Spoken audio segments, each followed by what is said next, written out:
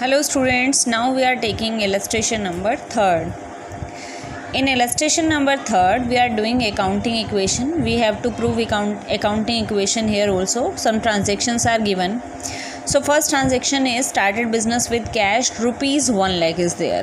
Okay, we have started business with rupees 1 lakh. So business is started with cash in known as capital, and capital is provided in form of cash. So there will be two effect of this transaction. One side in assets cash will be increased, and other side in liabilities and capital will be increased. So 1 lakh cash is increased and the 1 lakh capital is increased. And the second transaction is purchase goods for cash rupees 20,000 and on credit rupees 30,000. Two type of purchased goods are purchased. So goods, total goods are purchased rupees 50,000. 50,000 के goods हमने purchase किए हैं. 20,000 तो हमने cash pay कर दिया, but 30,000 we have to pay. So 30,000 became the creditors. 30,000 को हम क्या कहेंगे? Creditors, and creditors are the liabilities. Okay, see the effect very carefully. Business now has goods of rupees 50,000. So 50,000 stock will be increases. 20,000 we have paid. 20,000 will be deducted from the cash, and 30,000 is to be paid. Pay करना है. 30,000 became our liability as creditors. So 30,000 will increase in creditors. Okay.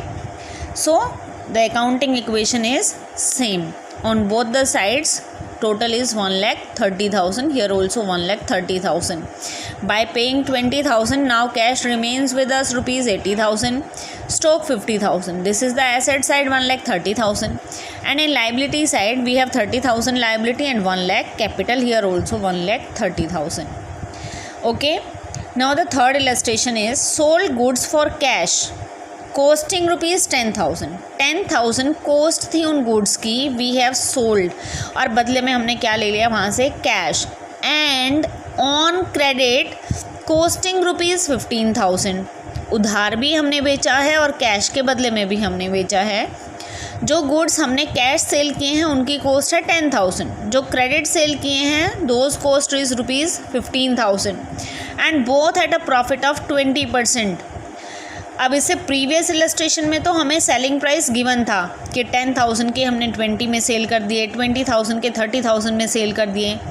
लेकिन यहाँ पर हमें selling price given नहीं है, हमें क्या गिवन है? प्रॉफिट 20%. तो सेलिंग प्राइस हमें निकालना पड़ेगा. सो 10,000 यहाँ पर वर्किंग नोट्स में इसको हम बताएंगे. जितनी भी कैलकुलेशंस हम करेंगे we have mentioned in the working notes. We have to mention.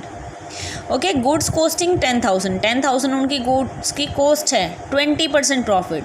सो 10,000 का 20% कैसे निकालेंगे? 10,000 मल्टीप्लाई 20 अपॉन 100, 2,000. तो प्रॉफिट कितना लिया हमने यहाँ पर? 2,000. तो सेलिंग प्राइस क्या हो गया? 10,000 प्लस 2,000, 12,000. तो जो हमारे 10,000 के गुड्स हैं वो हमने कितने में सेल कर दिए हैं? 12,000 में.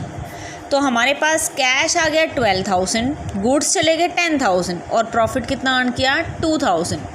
Profit is added to capital, cash is added to cash. Cash हमारे पास कितना आ गया? 12,000.